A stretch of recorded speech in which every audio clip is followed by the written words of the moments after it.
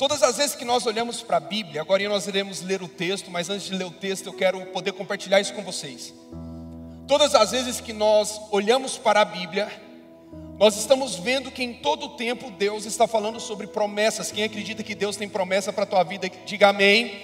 Ele tem promessas sobrenaturais para a gente. E todas as vezes que a gente olha para Jesus, nós olhamos para Jesus com olhos de aquele que vai nos salvar. Nós olhamos para Jesus com olhos daquele que vai fazer milagre na nossa vida. E nós cremos e nós acreditamos aquilo que a palavra de Deus diz, que Jesus veio para nos dar vida e vida em abundância. Quem acredita que Deus tem vida em abundância para você, diga glória a Deus. Agora presta atenção. Quando eu olho para a Bíblia, eu enxergo que a provisão e a prosperidade não é algo que está sendo preparado. Escuta isso. Não é algo que está sendo preparado. A noção que nós temos é que Jesus está preparando uma bênção para mim e para você. A ideia que nós temos é que Jesus está preparando uma provisão e uma prosperidade que vai acontecer em algum tempo da nossa vida. Só que quando a gente fala de prosperidade, eu não estou falando de dinheiro, eu estou falando da terra prometida. E o que é a terra prometida para todos nós? Não é apenas sobre abundância de recursos, mas é um lugar de alegria, um lugar de virtude, é um lugar onde paira a presença do Espírito Santo de Deus. E esse é o ambiente que Deus quer levar a mim, esse é o ambiente que Deus quer levar a você. Só que quando nós olhamos para Jesus apenas como Salvador, a tendência que nós temos de pensar é que Ele vai nos salvar, e depois da nossa salvação, Ele vai preparar a bênção para mim e para você. Quando nós olhamos para Jesus, que é aquele que faz milagres, a ideia que nós temos é que nós iremos vir à igreja, nós iremos fazer campanha, igual no domingo pela manhã, o pastor estava aqui, tinha um dom de cura, e nós vimos muitas pessoas sendo abençoadas, recebendo cura, recebendo milagres, e a ideia que nós temos é que Jesus vai fazer aquele milagre, e depois desse milagre, o que vai acontecer? A verdade é que depois desse milagre, alguns irão parar de vir à igreja, porque em todo o tempo eles procuraram Jesus que faz milagre. A verdade que vai acontecer é que existem pessoas que depois de requererem aquilo que elas têm de Jesus, elas vão deixar Jesus de lado. Porque nós seres humanos, pensa comigo, quantas vezes você buscou Jesus quando tudo estava mal? Quantas vezes você dobrou os seus joelhos no seu dia de deserto? Quantas vezes o dia estava nublado e você olhou para Deus e você clamou Jesus? Mas o grande problema da igreja que nós temos hoje, e eu não estou falando da nossa, eu estou falando de uma igreja do mundo inteiro, é que nós lembramos de Jesus nos dias maus, mas você não pode esquecer de Jesus no dia bom. Quem está me entendendo aqui, diga amém. Você não pode esquecer quando tudo der certo, quem é Jesus e sobre tudo que é Jesus na minha vida e na tua vida. Só que essa é uma tendência de todo mundo, que é a multidão. Você olha, por exemplo, Jesus, ele desceu na terra e Jesus começou a fazer obras maravilhosas, Jesus começou a fazer obras incríveis. Isso é algo que Jesus tem falado muito forte no meu coração. E as pessoas corriam atrás de Jesus, e as pessoas andavam atrás de Jesus, e as pessoas chamavam Jesus e gritavam: Senhor, eu estou precisando de um milagre. As pessoas, por exemplo, Bartimeu gritava: Jesus, filho de Davi, tem compaixão de mim. E Jesus ia, abençoava, Jesus ia e transformava. As pessoas olhavam para Jesus e falavam: Jesus é o Salvador. E isso é incrível, Ele é alguém que vai salvar a mim, salvar você, salvar a tua família. Só que quando nós olhamos para os discípulos não chamam Jesus de Salvador. Os discípulos não estão buscando milagres em Jesus, mas os discípulos olham para Jesus em todo o tempo, em todos os evangelhos. Os discípulos olham para Jesus e não chamam Ele de Salvador e não chamam Ele de Senhor. Os discípulos olham para Jesus e chamam Jesus de quê? Fala comigo, mestre. Fala mais alto, mestre. Chama Ele de mestre. Nós queremos o Jesus que é Salvador. Nós queremos o Jesus que faz milagres. Mas o discípulo não chama Jesus de Salvador e não chama Jesus de Senhor. Os discípulos chamam Jesus de mestre. Agora entenda uma coisa: quem é mestre? Mestre é aquele que ensina. Então Jesus não é aquele que quer te salvar. Jesus não é aquele apenas que vai fazer um milagre na tua vida. Jesus é aquele que quer te ensinar algo para que você possa chegar a um lugar que Ele não está preparando, mas um lugar que já está preparado para mim e para você. Jesus é esse. Quando Ele falou para Abraão, vai para o lugar que eu te mostrarei, Ele não estava preparando o lugar estava preparado. Ele não estava preparando a bênção, Ele estava preparando Abraão. Quando Moisés chega e fala para o povo do Egito, e fala assim, nós iremos para uma terra que mana leite e mel, e essa é a terra prometida que Deus tem para nós, aquela é a bênção. Mas Deus não estava preparando a bênção, porque a bênção já está pronta. Quem acredita nisso, diga glória a Deus. Mas Deus estava preparando o povo para a bênção. Escuta isso, não é que a bênção não esteja pronta, é que nós é que não estamos. Não é que Deus está preparando uma bênção para a minha vida e para a tua vida. A bênção já está liberada sobre mim e sobre você. Só que nós é que precisamos o quê? Entender que nós precisamos ser preparados. Nós precisamos entender que nós precisamos ser ensinados. Por isso não basta chamar Jesus de Salvador, não basta chamar Jesus daquele que faz um milagre, se você não entender que Ele é o Mestre, que está tentando te ensinar a chegar no lugar que Ele já preparou para mim e para você. Então que você entenda hoje que a bênção já está preparada na tua vida, para a tua vida. Quem crê nisso, diga glória a Deus, já está preparada. Mas agora a gente precisa entender o quê? Que Deus está nos preparando. A provisão já está preparada. A abundância já está nos esperando. Mas Deus está nos ensinando. Deus está ensinando a mim. Deus está ensinando você, para que a gente possa chegar lá e desfrutar da abundância que Deus tem para nós. Porque todas as vezes, por exemplo, você sabe, e existe um estudo, e acho que várias pessoas já falaram isso na igreja, que uma pessoa que quando ela recebe uma herança, se ela não está preparada para viver aquilo, se ela não foi treinada, em 5 anos, ela acaba com tudo. 5 anos. As pessoas que ganham numa mega sena, por exemplo, elas acabam com tudo num prazo de 3 anos. 3 anos. Porque elas não foram ensinadas, porque elas não foram treinadas. Então, o que Deus está falando para mim e para você é que a bênção está preparada.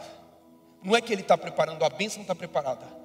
E para a gente chegar lá, a gente precisa de um mestre que nos ensina. E esse mestre que nos ensina, ele está nos ensinando para que a gente possa chegar lá.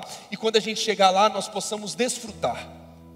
Agora, quando nós entendemos que Jesus é o Senhor, o Salvador, o que faz o milagre, mas Ele também é o mestre, aquele que nos ensina, a parte de ensinamento é a parte que mais nos cerca de dúvida. É a parte que nós mais chegamos em certas situações da nossa vida e nós começamos a ter dúvidas. Nós começamos a olhar e nós começamos a pensar, peraí, será que é isso mesmo? Será que é isso que vai acontecer? Quem estava aqui domingo, diga amém. O pastor à noite liberou muitas palavras sobre muitas pessoas. No culto das 18, ele estava aqui, ele olhou para o meu pai e liberou um monte de palavra para o meu pai. E aí de repente ele parou no meio do culto, no meio da palavra do meu pai, e falou assim: o senhor tem um filho, nós não nos conhecíamos. O senhor tem um filho. E aí meu pai falou: tem. Minha mãe logo apontou para mim que estava do lado. Ele virou para mim e começou também a liberar algumas palavras. Eu recebi todas as palavras, todas, com muita fé, com muita coragem. E quando ele desceu, ele foi lá, me deu um abraço. E ele falou assim: você é pastor? Eu falei: sou. Aí ele olhou para mim, e é algo que eu amo, é algo que eu faço, é algo que eu me entrego 100%, a nossa vida aqui. E ele olhou para mim e falou assim: mas você também, além de pastor, vai ser um homem de negócios. Eu falei: amém. Mas de contrapartida, Depois eu subi e eu comecei a pensar, peraí, pastor, homem de negócio.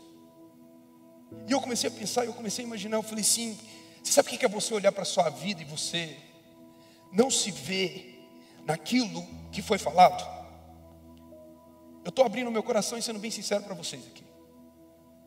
E eu falei, poxa, parece que não faz sentido para mim, parece que não tem muito a ver com a minha vibe. Se ele tivesse chegado, por exemplo, para a Bianca e falado assim, você vai e tal, a gente ia bater palma, falar, é isso. Mas ele falou, olha, além de pastor, você vai ser um homem de negócio. Me abraçou ali, eu abracei e falei, amém. Mas de repente, os dias se passam e nós começamos a colocar na nossa mente um pouco de dúvida. E foi justamente baseado nessa dúvida e nesses ensinamentos que eu parei e falei, não, eu preciso ler a Bíblia um pouco, eu preciso abrir e enxergar como Deus está enxergando. E é justamente nessa parte, nesse momento, que nós estamos no meio de uma situação aonde nós ouvimos palavras, aonde nós já recebemos muitas coisas de Deus, e de repente na maior parte de ensinamento da nossa vida, a terra prometida está do outro lado, mas na parte de ensinamento é a parte que vem algumas dúvidas sobre aquilo que vai acontecer. Então nós chegamos num certo ponto e num certo momento que a gente olha, e talvez você está nessa mesma situação, que você pensa, eu dou um passo para frente,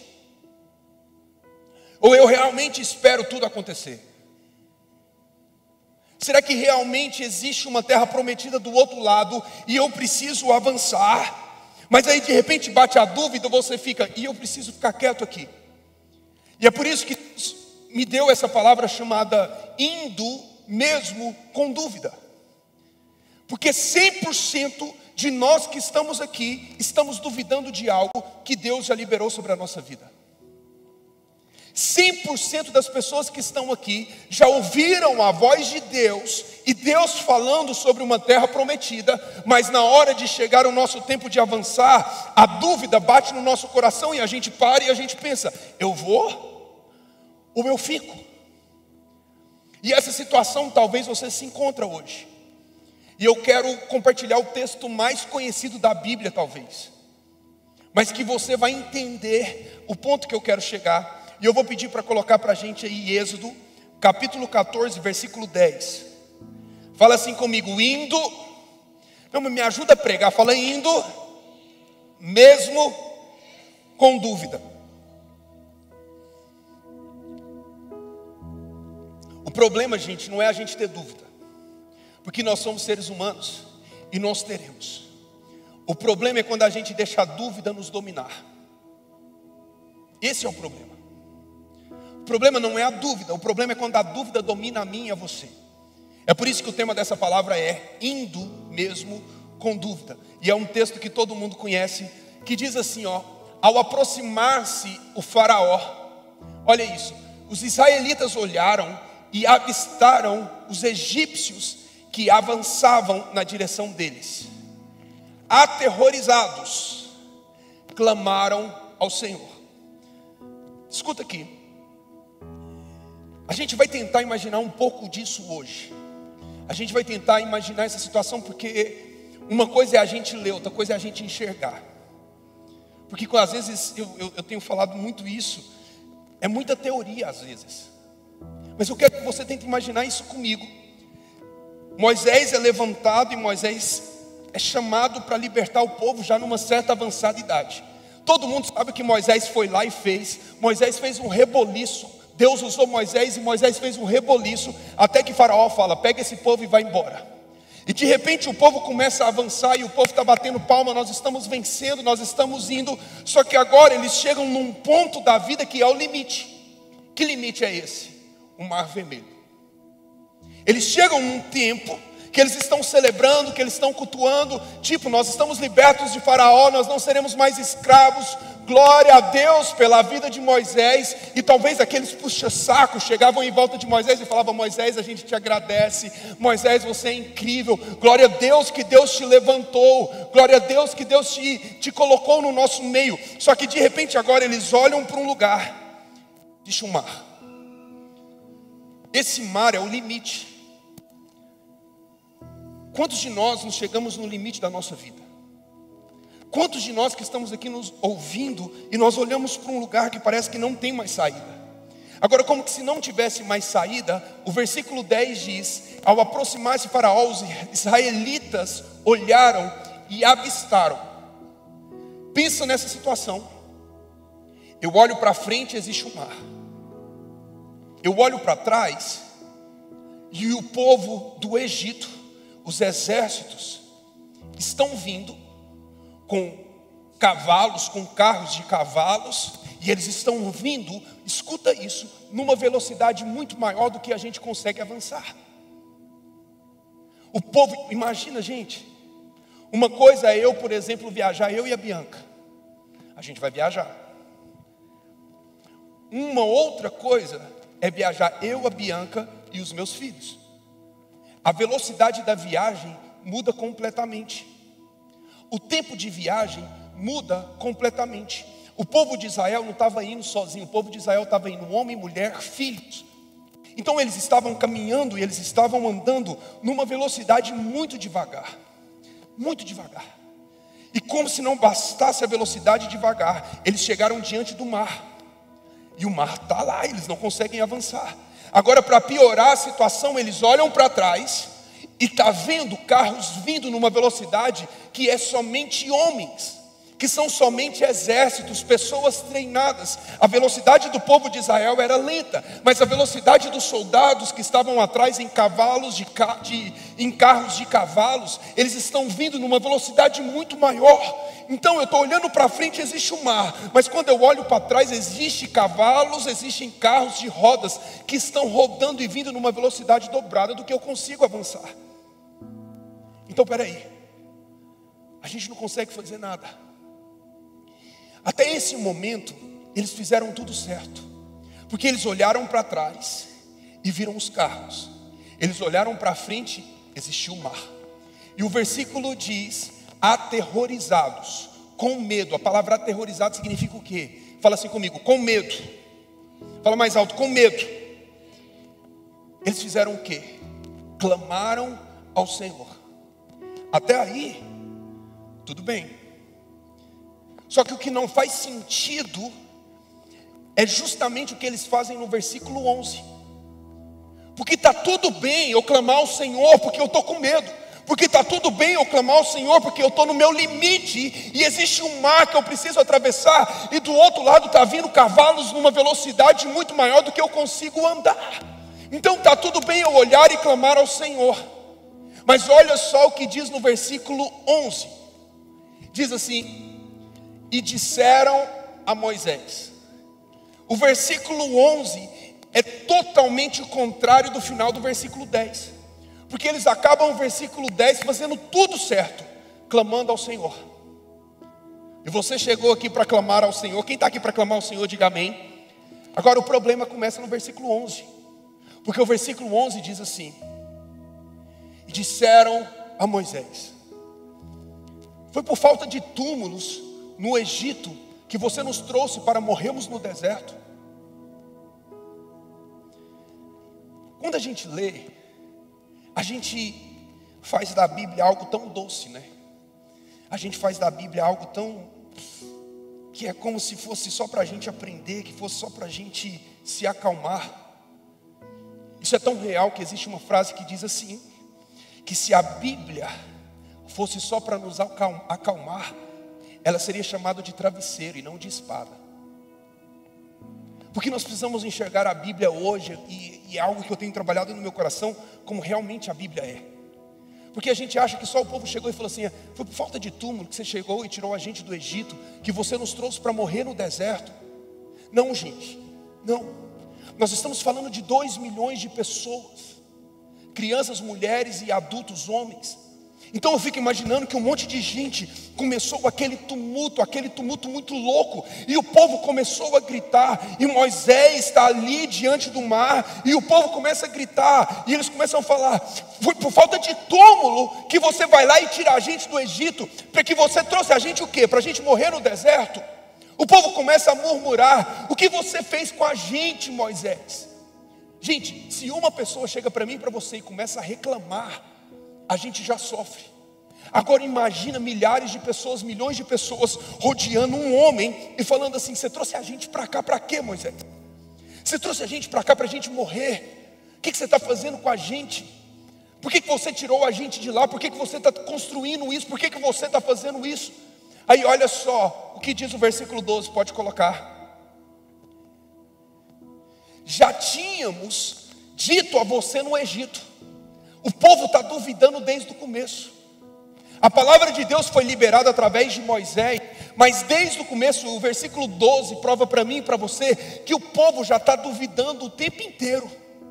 Porque falou assim: Moisés, a gente tinha te falado, a gente estava lá no Egito e a gente te falou, deixe-nos em paz.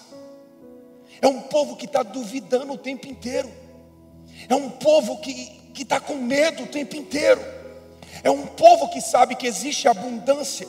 É um povo que sabe que do outro lado existe a terra prometida. É um povo que sabe que Deus é o Deus que vai prover todas as coisas. Mas é isso, gente, escuta, que o medo faz comigo e com você. É isso que o medo faz, é isso que a dúvida faz com a gente. A gente está o tempo inteiro sabendo do que Deus é capaz, e a gente está o tempo inteiro sabendo do que Deus pode fazer. Mas quando nós chegamos numa estação aonde nós achamos um limite, e do outro lado parece que está vindo o inimigo com toda a força, está vindo o diabo furioso, batendo seus cavalos e vindo para cima da gente, o medo e a dúvida faz isso aí, ó. Sabe o que? Se esquecer do que Deus já fez. Você parou para pensar o que esse povo viveu? Você tem noção que o povo viu as 10 pragas mais sobrenaturais do mundo acontecer? Você tem noção que os filhos do povo de Israel não morreu porque eles colocaram o sangue do cordeiro nos umbrais da porta? Eles vivenciaram isso, eles viram isso. Que milagre a mais o povo precisa ver e enxergar para saber que Deus é real, para saber que Deus é verdadeiro, para saber que Deus muda destino, para saber que Deus muda histórias. O povo olhou e falou: Moisés, deixa a gente em paz. Por que você não deixou a gente em paz lá? Gente, olha que loucura. Eles saíram celebrando, mas quando eles chegaram num tempo de ensinamento e de dúvida, mesmo sabendo que a prosperidade estava do outro lado, eles olharam para Moisés e falaram assim: era muito melhor a gente ser escravo lá no Egito do que morrer no deserto. Eles se esqueceram muito rápido. Existe uma frase que a Bianca um dia me mostrou, e essa frase é perfeita para todos nós. Nós somos excelentes em escrever no mármore os nossos dias ruins. Nós escrevemos todos os dias ruins numa pedra que nada pode apagar. Mas os dias bons nós escrevemos numa areia que o primeiro vento que bate some com tudo. Por que não trocar essa verdade? Por que não pegar os dias ruins e escrever na areia que vai vir o primeiro vento e vai levar? E pegar a bondade de Deus, os milagres de Deus, tudo que Deus fez, tudo que Deus realizou, e escrever numa pedra de mármore, aonde pode vir qualquer vento, aonde pode vir qualquer tempestade, e ela continuará escrita, porque nós devemos esquecer os dias ruins, mas nós devemos lembrar todos os dias que Deus é o Deus que faz milagre, que Deus é o Deus que já nos salvou, que Deus é o Deus que vai continuar nos salvando, porque Jesus Cristo é o mesmo ontem, hoje será eternamente. Eu não quero mais me esquecer do que Deus já fez. Não importa a situação que eu estou vivendo, não importa o limite que eu estou, não importa se de um lado existe um mar que eu não consigo atravessar e do outro lado está vindo um inimigo com cavalos, com carros, tentando me destruir. Eu nunca vou me esquecer daquilo que Deus já fez por mim. Você não pode se esquecer disso. Porque senão, nós seremos daqueles que clamam a Jesus no primeiro momento. Nós seremos o povo de Israel que clama a Deus quando vê a dificuldade. Mas no versículo 11 eles começam a reclamar de todas as coisas. Porque o medo, porque a pressão, porque a depressão, porque a tristeza está tentando apagar os dias bons que Deus já fez por mim e por você. Mas Deus não perde guerras, Deus não perde batalhas. Quem está comigo aqui, diga amém. Se Deus nunca perdeu uma batalha, Ele não vai perder a tua. Se Deus nunca perdeu uma guerra, Ele não vai perder essa guerra também. Não vai. Agora imagina a situação. Talvez você nunca parou para pensar, mas você sabia que Moisés também era temperamental. Sabe qual foi a pessoa que mais brigou com Deus na Bíblia? Moisés. Moisés. Ele era tão temperamental que ele feriu a rocha. Deus está falando lá no começo do chamado dele. Na sarça ardente, Moisés, eu te chamei. E Moisés coloca um monte de si. Deus, eu não posso. E ele começa a brigar com Deus. Moisés é completamente, gente, temperamental. E uma pessoa temperamental é uma pessoa que se move pelas emoções.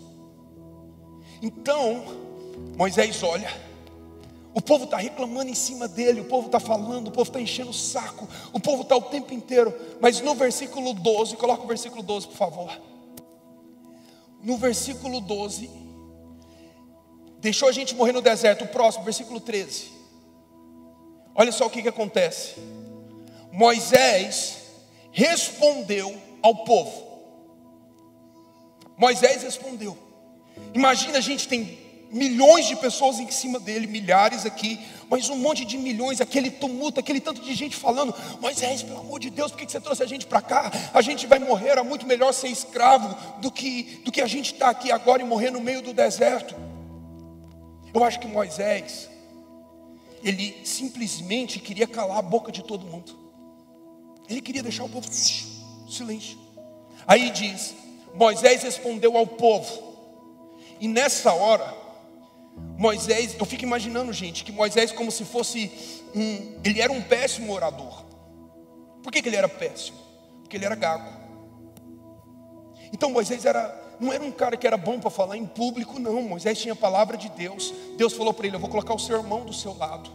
Moisés era gago, mas Moisés agora está tão nervoso. Moisés agora está tão temperamental, emotivo. Talvez você nunca parou para ler esse texto com essa mentalidade que eu estou tentando colocar aqui. Mas aí o povo está gritando em cima dele, e Moisés para tudo, e Moisés diz assim: não tenham medo. Está todo mundo gritando em cima dele, e aí ele para e fala assim: não tenham medo. Aí o povo: mas eu não vou ter medo, por quê? Aí ele diz assim: fiquem firmes e vejam o livramento que o Senhor trará hoje, porque nunca mais vocês verão os egípcios que hoje vêm. Isso é incrível, não é? Isso é maravilhoso. Coloca o versículo 14, por favor. Agora presta atenção. Está todo mundo gritando, está todo mundo falando, e aí ele sobe a voz, e ele dá aquele grito, aquela palestra para todo mundo. Ele estava tão nervoso que ele nem gaguejar, ele gagueja, ele fala: não tenha medo, vocês não vão mais ver esses egípcios, vocês não verão. Aí ele pega e diz assim: o Senhor lutará por vocês. E aí ele diz: fiquem calmos. Fiquem calmos. Em outras versões, diz assim: fiquem quietos. Moisés estava tão à flor da pele que ele queria calar o povo. Tão à flor da pele que gente, deixa eu te falar, ele queria calar todo mundo. Que Deus era com ele, ele já sabia disso. Mas e se eu te falar que Moisés errou? Ai, Micael, Moisés errou? Errou. Moisés errou nessa hora, nessa palavra. Moisés errou. Porque quando eu entendi isso aqui, eu compreendi uma coisa. Moisés estava tão à flor da pele que ele pediu para o povo ficar calmo, que ele pediu para o povo ficar quieto. Ele sabia que Deus era com ele, mas ele não tinha consultado Deus. Só que estava todo mundo em cima dele, ele queria calar a boca de todo mundo. Ele olha e fala: fiquem calmos, fiquem quietos. E a verdade é: aquietai-vos e sabei que eu sou Deus. Mas o discernimento que a gente tem que ter Escuta isso. É quando realmente precisamos ficar quieto. Esse é o discernimento que nós precisamos. Porque Moisés errou. Moisés só queria deixar o povo quieto. Moisés só queria calar a boca de todo mundo. Talvez estava todo mundo pressionando tanto ele, que ele não estava conseguindo ouvir o que Deus estava falando. Talvez estava todo mundo gritando na sua cabeça: a gente vai morrer, a gente vai morrer, a gente vai morrer. E ele tentando se conectar com Deus, e ele não conseguia. Então ele pega e fala: fiquem quietos, fiquem calmos, o Senhor livrará. E ele realmente vai fazer isso. Mas Micael, por que Moisés errou? Porque coloca o versículo 15, por favor. Por que ele errou? Porque o versículo 15 é Deus que olha para ele. Porque escuta isso, imagine isso comigo. Milhares de pessoas falando na cabeça dele, ele tentando conectar com Deus e ele não consegue. Porque toda hora que ele tenta ter uma resposta, o povo está enchendo o saco, o povo está falando, o povo está criticando, o povo está detonando, o povo está falando: o mar está aí, o inimigo está vindo, o mar está aí e o inimigo está vindo. O povo está com medo, o povo está com dúvida. E eles começam a jogar esse medo, eles começam a jogar essa dúvida em Moisés. Então Moisés fica tão irritado, ele é temperamental, se lembra? E ele fica tão irritado que ele fala: fiquem calmos, fiquem quietos. Porque depois dele ficar calmos e quietos, todo mundo, é por isso que eu imagino que ele gritou, mas gritou com muita voz. E depois de todo mundo ficar calmo e quieto, aí sim, ele orou. E aí sim, ele conseguiu ouvir a Deus. Escuta, você não consegue ouvir a Deus ouvindo os ruídos do mundo. Enquanto você continuar ouvindo os ruídos do mundo, você não vai enxergar a terra prometida. Mas você vai viver na dúvida. E a dúvida sempre vai trazer medo. E o medo nunca vai fazer você avançar. Mas o medo sempre vai fazer você recuar. Então agora Moisés ouve a Deus. E por que você fala, Micael, que Moisés errou? Eu vou te falar por quê. Porque o Senhor então disse a Moisés: por que você está clamando a mim? É Deus que está falando. Moisés errou, porque Moisés começa a clamar a Deus e fala: Deus, e agora Deus, o que eu faço? Sabe qual que é o problema nosso? É que nós estamos clamando a Deus por resposta que nós já tivemos. Deus já falou que nele você é mais do que vencedor. Deus já falou para você promessas incríveis, promessas maravilhosas, promessas poderosas. Mas agora você chega num limite que você começa a enxergar e você começa a clamar a Deus por coisas que Ele já liberou sobre a tua vida. E você está falando: Deus, Deus, Deus. E Deus está falando assim: por que você está clamando a mim? É Deus que fica bravo com Moisés e fala: por que você está clamando a mim? E aqui entra a grande verdade da nossa vida, que nós sabemos, mas nós não vivemos. Aqui que entra a verdade de metade de nós que estamos aqui ouvindo essa palavra, você que está ouvindo online. É que nós estamos clamando por resposta que nós já tivemos. É que nós estamos pedindo sinais, enquanto nós deveríamos ter fé. Escuta isso, a fé não pede sinais, quem pede sinais é a dúvida. A gente sabe que Deus tem promessa. Quem sabe que Deus tem promessa aqui, diga amém. Mas a gente está olhando e falando: Deus, me dá mais um sinal. Deus, faz mais alguma coisa. Deus, faz um raio cair aqui agora. Deus, manda o anjo do Senhor descer lá no meu quarto e aparecer para mim. Deus, Deus, Deus, Deus, Deus. E Deus vai chegar num tempo na minha vida e na tua vida falando assim: por que você está clamando? Porque nós vivemos de teoria. É uma coisa que eu aprendi semanas atrás, quando eu estava num evento chamado Legendários. Os caras passavam por nós e falavam assim: é muita teoria. Porque é um monte de gente que sabe o que tem que fazer e não faz. É um monte de gente que está lendo livros, Bíblia. Tem um monte de gente, escuta isso aqui, por mais louco que seja eu te falar, que quem está fazendo 100 dias aqui, diga amém. Pois é, isso aqui é a teoria.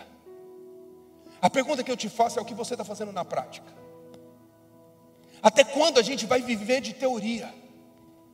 Porque Moisés olhou e Deus falou assim: Moisés, por que você está clamando a mim? Aí que entra um ponto mais interessante. Você está clamando a mim. Agora olha só, diga ao povo de Israel que marchem. Fala comigo assim: marchem. Por que Moisés errou? Porque Moisés olhou para o povo e falou assim: fiquem calmos. Moisés olhou para o povo, em algumas versões, principalmente a original, diz assim, ó: fiquem quietos.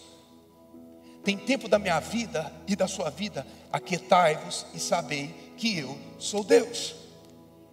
Amém. Glória a Deus. Aleluia. Vamos ficar quietos, vamos obedecer e vamos deixar Deus fazer. Mas a gente tem que ter o discernimento para quando Deus falar, avance. A gente tem que ter o discernimento para a gente entender e compreender. É tempo de marchar, é tempo de avançar. Só que para mim, para você avançar, a gente precisa parar de ter dúvida. Para que eu e você possamos avançar, a gente tem que parar de ter medo. É tempo de avançar. Agora, ele errou, porque ele está falando fiquem quietos e Deus está falando marche. Moisés olhou e falou fiquem quietos e Deus falou não é hora de ficar quieto, não, é hora de marchar, é hora de posicionar, é hora de ter fé, é hora de acreditar que logo ali está a terra prometida, a bênção está preparada. Eu estou te ensinando a ter fé. O que é ter fé? Eu não estou vendo, mas eu vou continuar andando. Às vezes você não enxerga, mas deixa eu te falar, não é tempo de dúvida, é tempo de colocar a nossa fé para gritar e dizer: Senhor, eu sei que está no limite, mas eu continuo confiando em Ti. Olha para mim, fala no meu coração, na minha mente, usa alguém e me diz: é tempo de ficar quieto, porque aquieta a minha alma, porque o Senhor irá fazer. Mas me diga se agora é tempo de avançar. Porque quando você tiver essa resposta, isso muda tudo na tua vida. Então imagina, gente, Moisés diante do mar, povo do lado de cá, de boa. Mas imagina a raiva que Moisés não estava nesse tempo. Eu sei que a Bíblia não fala, eu sei que a Bíblia não diz, mas nós estamos falando de um ser humano temperamental. Então quando todo mundo começa a reclamar, imagina a cabeça de Moisés. O que a gente fez por esse povo? Olha só da onde a gente tirou todo mundo. No primeiro problema, na primeira situação, agora está todo mundo com medo. Eu acredito, gente, que sim, Moisés ficou temeroso, Moisés ficou com raiva. Deixa eu te perguntar, como que você trata um ingrato? Como? Como você trata alguém que um dia você abençoou e agora essa pessoa te detona? Como que você trata alguém que um dia você fez algo por essa pessoa e agora essa pessoa está em cima de você, te criticando, te destruindo, te detonando, arrebentando com você, falando: olha só o que você fez, porque era isso que o povo estava fazendo com Moisés. Como que você faz? Porque eu fico muito indignado, até hoje isso é algo que a gente tem que ser tratado na nossa vida, no coração de todo mundo. Porque quando os meus filhos, eu chego, por exemplo, e faço algo por eles, e eles reclamam, a gente fica chateado. Quem fica chateado aí, fala eu. Cara, a gente fica. Porque a gente não sabe tratar com ingratidão até hoje. Então eu fico imaginando Moisés, talvez um tempo dele, o povo estava com dúvida, mas a dúvida que o povo estava, a Bíblia não diz, mas eu acredito que eles jogaram tanta coisa, tanta seta, tanta situação na cabeça de Moisés, que Moisés começou talvez até a pensar: por que eu fui entrar nessa? Por que eu fui fazer isso?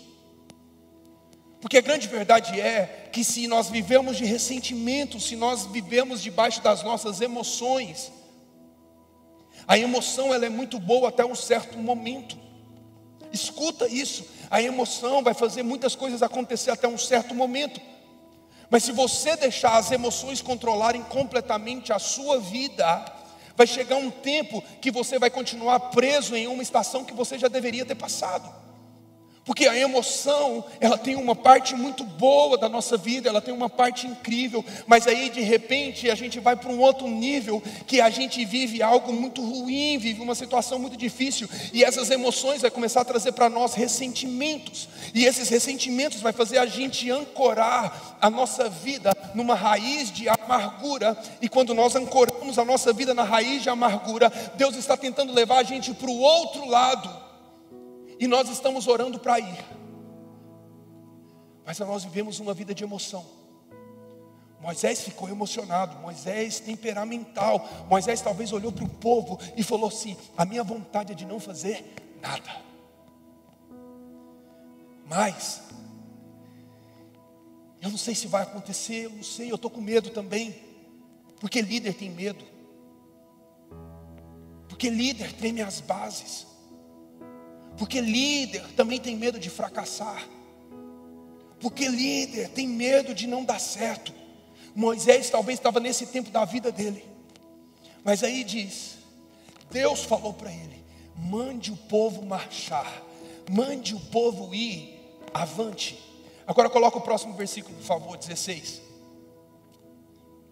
Aí olha só, e aqui entra um ponto que Deus colocou no meu coração, que diz assim: então Moisés, olha só o que acontece, mande o povo marchar. A NVI, que é a versão que eu leio, ela diz: manda o povo ir avante, mas as outras versões diz: mande o povo marchar. Eu acho que Moisés olhou para o lado e Moisés falou assim: marche. Eu não sei o que Deus quer fazer, mas a gente está na hora de a gente se comportar como um exército também. Exército faz o quê? Exército marcha. Então Moisés olhou e falou para o povo: vamos lá, vamos começar a marchar. Eu não sei o que Deus vai fazer, mas vamos começar a marchar. Depois que o povo se posicionou e depois que o povo começou a marchar, porque só marcha, para marchar a gente começa a vencer a nossa dúvida, a gente começa a vencer o nosso medo. Eu estou olhando para frente, existe um limite. Eu estou olhando para trás, está vindo cavalos, está vindo inimigo, está vindo carros de cavalos mais rápido do que eu consigo avançar. Moisés olha para trás e fala: Deus não vai dar vitória numa guerra que a gente não se posiciona, porque a gente está se posicionando com dúvida e com medo. Deus não trabalha em ambientes de dúvida e medo, Deus trabalha em ambiente de fé. Tudo que você precisa para mudar a tua história é transformar o ambiente. Qual que é a força do milagre, a matéria-prima do milagre? Fala comigo: fé. É hora da gente colocar a nossa fé para gritar. E o que é uma fé gritar? É a gente marchar, é a gente se posicionar. O povo começou a marchar. Depois que o povo começou a marchar, o versículo 16 diz: erga a sua vara, estenda a mão sobre o mar e faça as águas se dividirem, para que os israelitas atravessem o mar em terra seca. Uau! Agora, vou ser sincero, a Bíblia não diz, mas a gente acha tudo tão quadradinho, não é? Todos os filmes e desenhos que você assiste sobre isso, é tudo muito bonito, porque a gente apenas lê. Mas existe uma grande diferença da gente ler e da gente fazer. Então eu começo a imaginar como que esse povo estava à flor da pele aqui, como que Moisés, todo temperamental, estava com medo, muito medo. Meu Deus, será que isso vai acontecer mesmo? A Bíblia não fala que ele teve dúvida, mas eu imagino, gente, ele está vindo de um monte de gente enchendo o saco, ele está vindo de um monte de gente duvidando, ele está num ambiente onde o povo está duvidando dele o tempo inteiro, ele está num ambiente onde todo mundo está reclamando dele. Ele olha para Deus, ele manda o povo ficar quieto e Deus fala: marche. Deus pega, olha para ele e fala assim: pega a tua vara, pega a tua vara. Vamos ser bem sinceros, Eu subo nesse altar para pregar até hoje, muitas vezes tremendo. Hoje é um desses dias. 3 pastores cheios de conhecimento aqui. 3 pastores pregando palavras audaciosas. É um dia que eu subo e falo, como é que eu posso ser usado, Deus? E sim, a gente sobe aqui muitas vezes tremendo. Você sabe o que eu imagino? Que nesse exato momento, Moisés poderia ter 2 opções. Eu faço o que Deus mandou, ou eu vivo a atmosfera desse lugar. Que atmosfera é essa? Dúvida. Que atmosfera é essa? Medo. Eu imagino que Moisés estava com muito medo. Eu imagino que Moisés sim estava falando, meu Deus, será que isso vai acontecer? E ele olha para o povo e o povo está marchando. Aquele povo tem uma última esperança, que é olhar para Moisés e ver o que Moisés vai fazer. Então ele olha para trás, o povo está marchando, ele pega o cajado e de verdade, eu acredito que ele pega o cajado tremendo. Eu acredito que as pernas dele estavam tremendo. Eu acredito que ele estava muito nervoso. Eu acredito que na verdade ele não tinha o sentimento de que aquilo realmente ia acontecer, porque ninguém tinha feito o mar se dividir, e depois de muitos anos se passaram, Jesus e Pedro andou por sobre as águas, mas aquele milagre do mar daquele tamanho se dividir era a primeira vez. Então Moisés está tremendo, eu estou com medo, eu acho que não vai dar certo, e se não der? Nesse momento eu acredito que Moisés tinha dúvida, mas a verdade é que você precisa entender que fazer o que Deus manda é o grande louvor da nossa vida. Fazer o que Deus manda é o nosso maior meio de adoração. Fazer o que Deus manda nem sempre vai ser fácil, porque as maiores coisas que Deus fez na Bíblia foi no maior tempo de dificuldade do povo. As maiores promessas que o povo precisava viver não foi no tempo bom, foi no tempo mais difícil. E viver o tempo difícil, acreditando que Deus pode mudar a história, é muito mais complicado. Moisés está tremendo. Ele pega o cajado cheio de dúvida. Mas deixa eu te falar uma coisa. Não importa como a gente faz, o que importa é a gente fazer. A gente não faz quando a gente se sente bem, a gente faz de qualquer jeito. Se eu estiver tremendo, eu vou fazer. Se eu estiver com dúvida, eu vou fazer. Se eu estiver com medo, eu vou fazer. Não importa o sentimento, o que importa é o movimento. Não importa se eu estou me sentindo bem para fazer, o que importa é o movimento. O meu movimento é um movimento de adoração. Você chegou aqui na igreja talvez hoje sem força para levantar a sua mão para o céu, e você olha para a vida de outros estão louvando e agradecendo a Deus porque Deus é bom, e você olha para a tua vida, parece que não existe motivo para fazer, não existe motivo para adorar. Você chegou aqui cheio de situações difíceis, cheio de situações complicadas, mas não importa, você precisa levantar a sua mão mesmo que você não queira, você precisa levantar a sua mão mesmo que você esteja fraco, você precisa levantar a sua mão mesmo que tudo esteja difícil,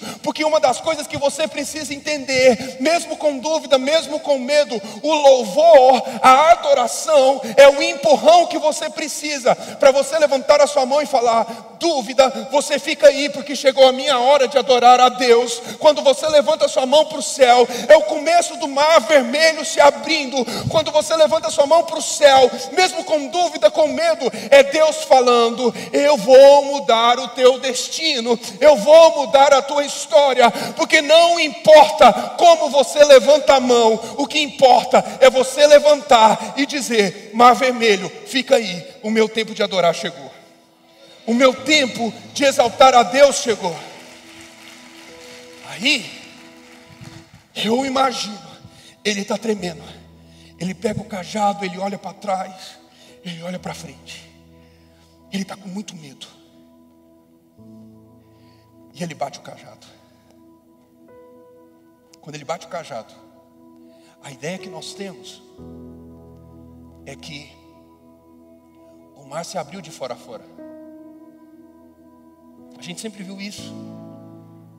E de verdade, pode ser que eu esteja errado,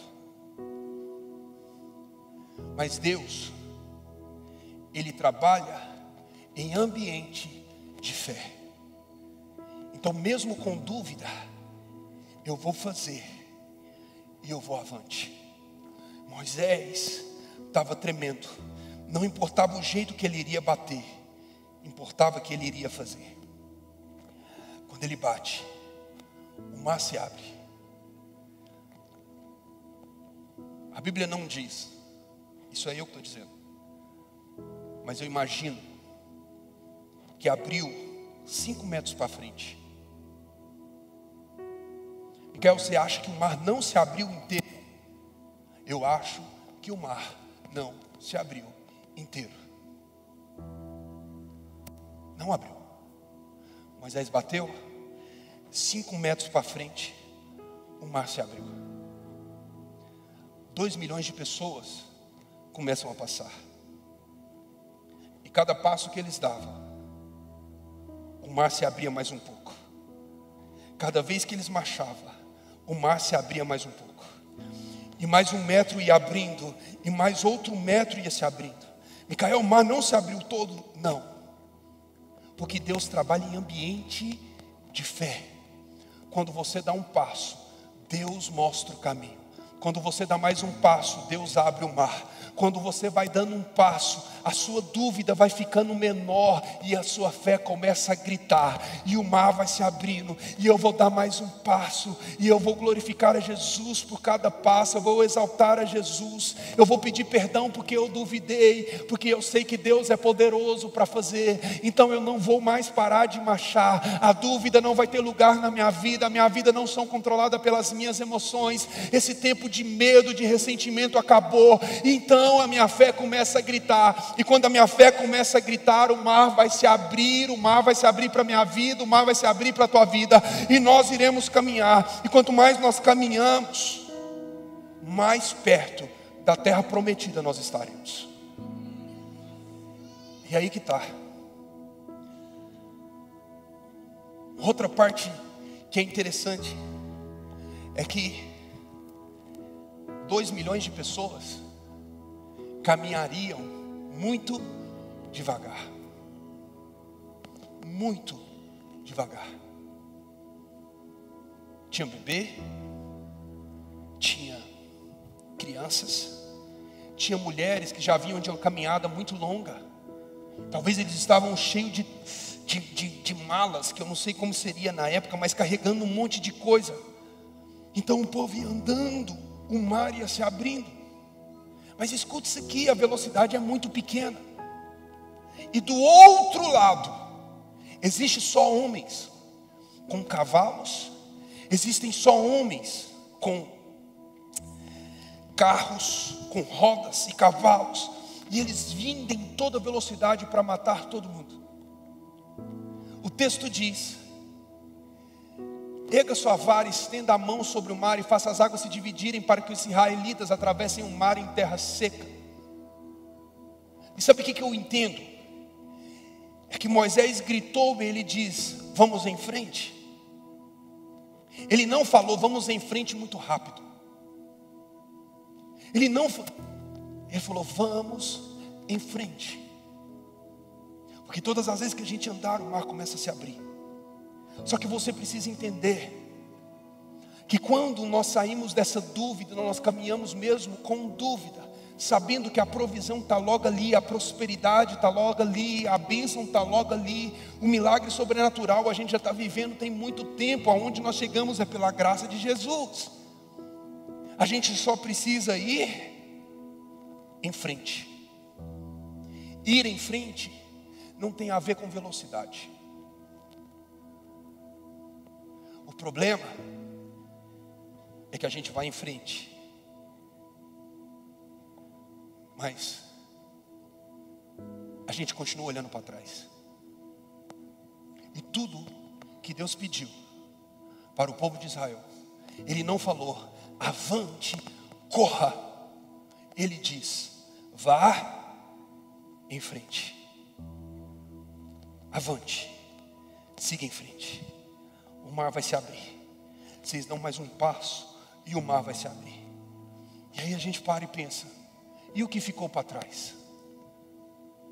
o que ficou para trás, Deus irá cuidar. O que ficou para trás, Deus irá dar um jeito. O que você precisa é seguir em frente. O que ficou para trás, quem está vindo atrás de mim, o inimigo que está vindo atrás de mim, as pessoas que estão vindo atrás de mim, os inimigos que estão vindo, eles estão vindo numa velocidade muito maior.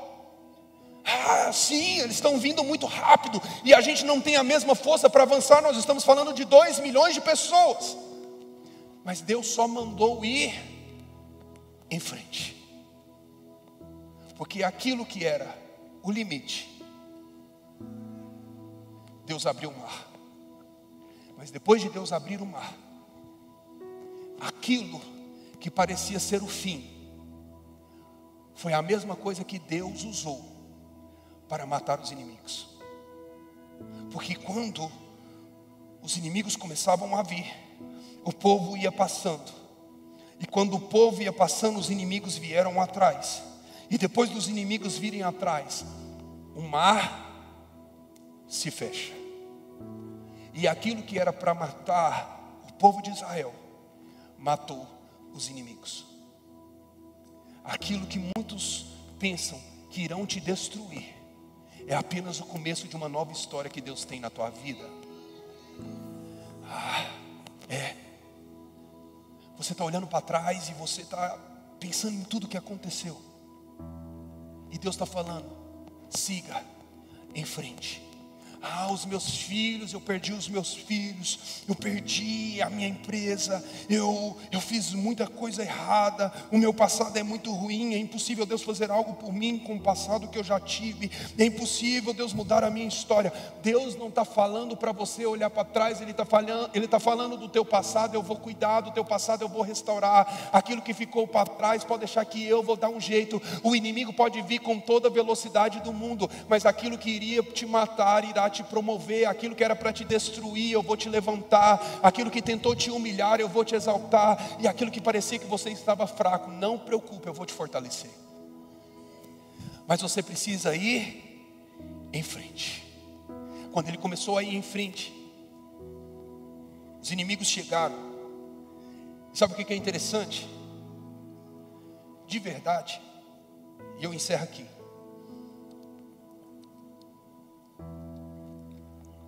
É que o diabo, ele pode ter até planos para atrasar a tua vida,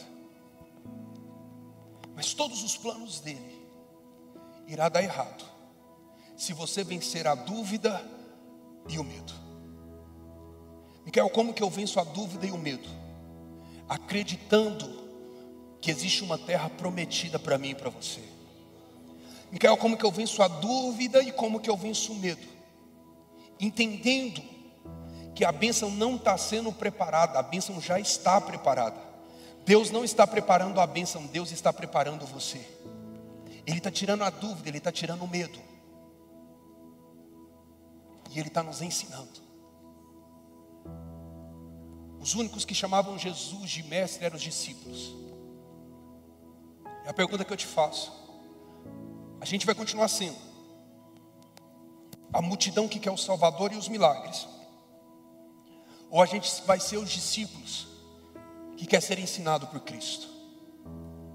Porque o inimigo pode estar vindo com toda velocidade, e a ideia que nós temos é que nós estamos atrasados. Você não está atrasado. Deus irá restituir todo o tempo que foi perdido. Deus irá restituir todo o tempo que você pensa que não vai ter jeito. E como isso vai acontecer? Porque o mar se abriu, e quando o inimigo chegou, o mar se fechou. E quando se fechou, deve ter sido como um tsunami.